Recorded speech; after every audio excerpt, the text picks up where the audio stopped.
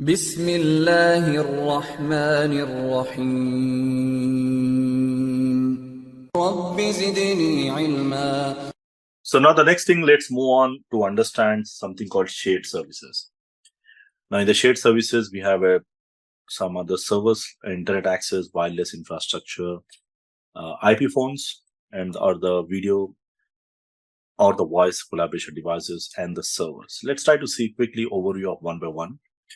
So the first thing, what is shared services? Now shared services refers to the services which needs to be available for everyone. Like I said, we'll be creating some virtual networks here, the VNs. Now the VNs will be a logical separation of your network normally, just like the VLANs which we use. Again, slightly more advanced to the VLANs. We cannot say just VLANs, but similar to VLANs, but much more advanced again. Now, when we create these VNs, we need to make sure that these all VNs require some sort of services which should be available for everyone. Like there must be some kind of common services which needs to be available for everyone. Like let's say you have a DHCP server. Now this DHCP server, you cannot just go and have a separate DHCP server for each and every department. You cannot do that. So you need to have a dedicated DHCP server. You need to have one common DHCP server, which can also be used for multiple VNs. So these shared services must be available for all the virtual networks in the campus. And in order to ensure that, it's very important that these shared services are deployed correctly to make sure that you have an isolation between the VNs, a separation between the VNs. At the same time, they should also have access to the common services. Okay. So let's try to see one by one what are the different common shared services you need to have in your network in terms of LAN automation or the SDA or architecture. Now we need to have something called DNS, DHCP or IP address management and Active Directory options. Now these are the common services you need to have. Let's say you have a DHCP server. Now this DHCP server will be responsible for assigning the IP addresses to multiple VNs. You have VN1, VN2, VN3, VN4, let's say. Now there must be a common DHCP server because without IP address, you cannot communicate and you cannot go with a static IP, right? So you need to have a dedicated DHCP server which will be providing the IP address to the different clients. At the same time, you need to make sure that the IP address allocation is properly done. So again, you need to manage properly, and for that we also have something like IPAM.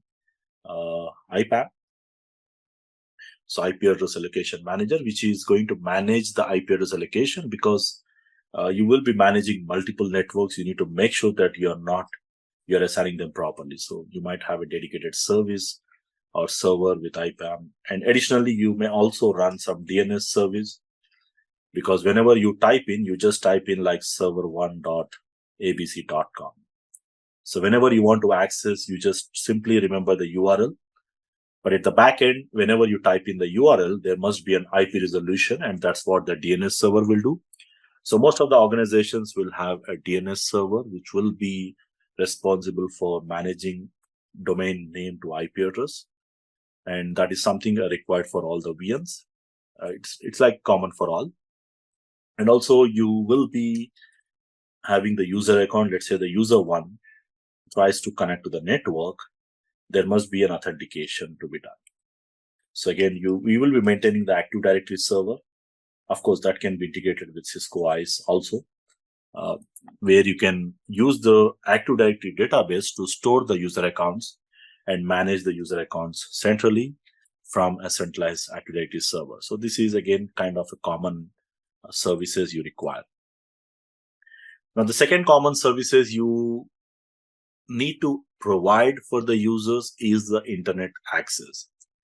So irrespective of which VN they belongs, which virtual network they belongs to, they all need to have access to the internet because internet is kind of a common service for everyone, right? You cannot, because most of the applications runs on internet, or you send emails, you send and receive almost everything runs on the internet.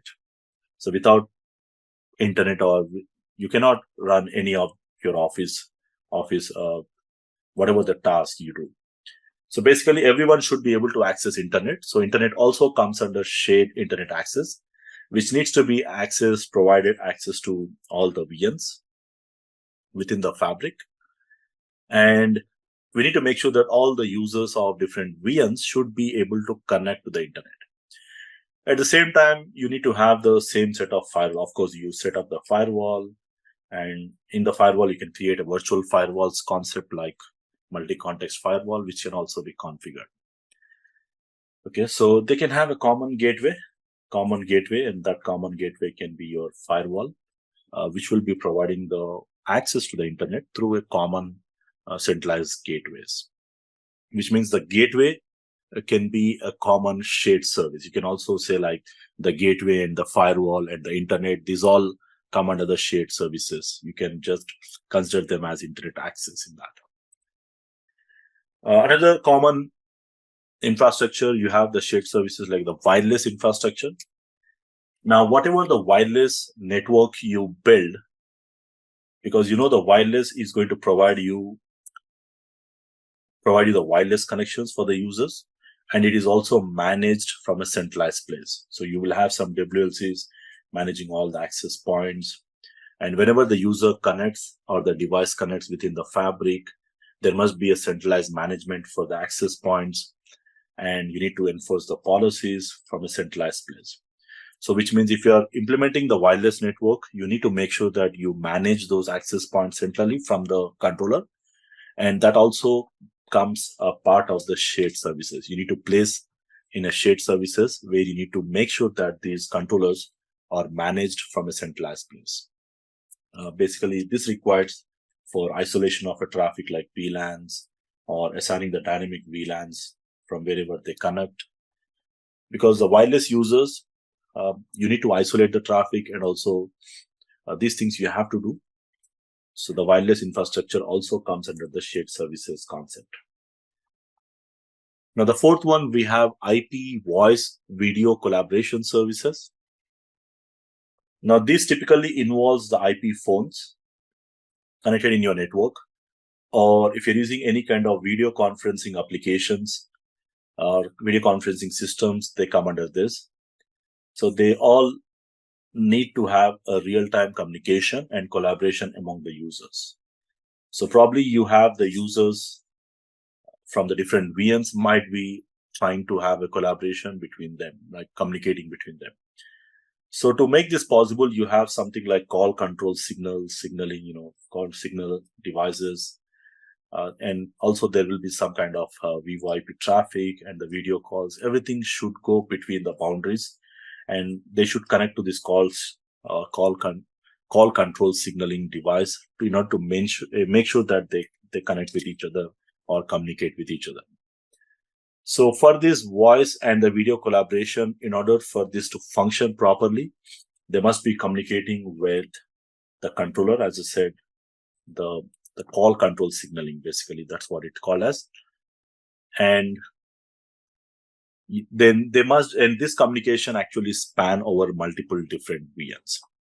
So you need to provide a more efficient way of communication for the VoIP devices as well. Now, the final thing, we also have something called servers and the critical systems. Now, this basically include you are hosting some servers or applications like an NTP application for having a common synchronized time, or using some kind of management related applications like monitoring, or even if you're using any kind of database applications to maintain your database, or any kind of payroll systems. So they all come under the servers and the critical systems. Now, what they do exactly, again, it may vary. Like the NTP provides you the common synchronized time, and you can also have something like the BMS service, like the building management systems, which is basically for monitoring and controlling your building infrastructure like heating, ventilation, air conditioning, these kind of things. Or even you have some kind of orchestration like the DNAC and all. management appliances. Or you can also select database. Database relates to which maintains a critical data and the information which is required for different applications used in your network. Or even like most of the companies also have something like payroll systems and other applications. Basically payroll systems that need to be accessible for all the users. These are all the things. So these all come under the server and the critical systems. So in short, when we talk about the shared services in the SDA architecture here, this basically refers to the common services which needs to be accessed across the multiple virtual networks, and they must be available for all. So we'll be using some of those shared services also in our labs. So we'll try to see, but most of the time when we talk about shared services in your network, these are some of the listed, and this may slightly vary depending upon the requirements.